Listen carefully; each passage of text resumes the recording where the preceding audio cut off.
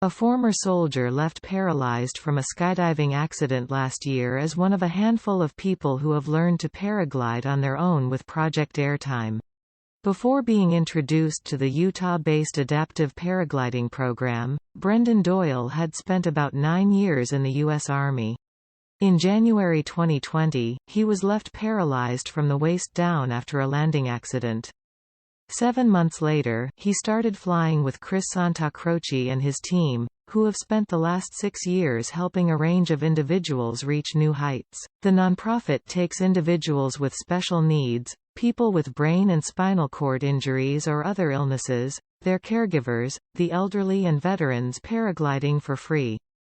Santacroce told Fox News that they are looking for anyone who just needs a boost or is willing to rise to the occasion. At the beginning of his journey with the nonprofit, Doyle started flying tandem, as most Project Airtime participants do. But Doyle didn't just want to sit along for the ride. He wanted more.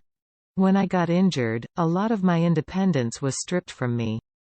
To be able to do the things I love myself is way better than just being along for the ride, Doyle told Fox News. Typically, a pilot and passenger get strapped in and fly for roughly 20 to 30 minutes depending on how much fun they're having, Santacroce said, adding that some people are quite happy to go for 15 minutes. He's even had a handful of participants, like Doyle, that have gone on to fly solo over the years. Santacroce created the program 6 years ago, but he's been a full-time paragliding professional for nearly 3 decades. For 13 years, he was also a Red Bull athlete where he showcased free-flying sports. Over 10 years ago, Santacroce injured his spinal cord while attempting one of his tricks, landing him in a wheelchair for a couple of weeks. I always did this trick where you sort of drag your wingtip on the ground and then straighten up and land, he said. And one day I just was out flying, and I got it wrong. Spending time in the wheelchair changed his perspective on life. In light of getting a second chance, he recalled asking himself one very important question: what am I supposed to be doing with my life? The answer was quite clear, he said. When Santacroce isn't running Superfly Paragliding, which offers equipment sales, paragliding lessons, tours and clinics, he dedicates his time to Project Airtime, reminding those that no matter what, they can still have a radical experience. Project Airtime does about 80 flights a year at its location in Salt Lake City, Utah, 40 of which are for the individuals who sign up and another 40 are for their caregivers, Santacroce said.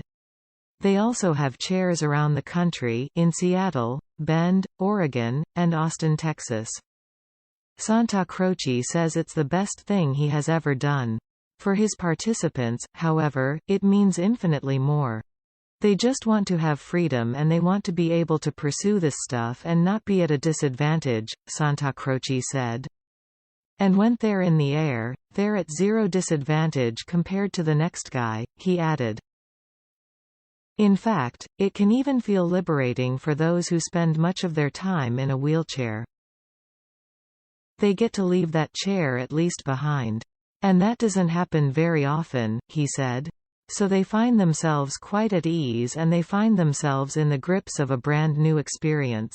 For a lot of people, they tend to forget their disability altogether, he added.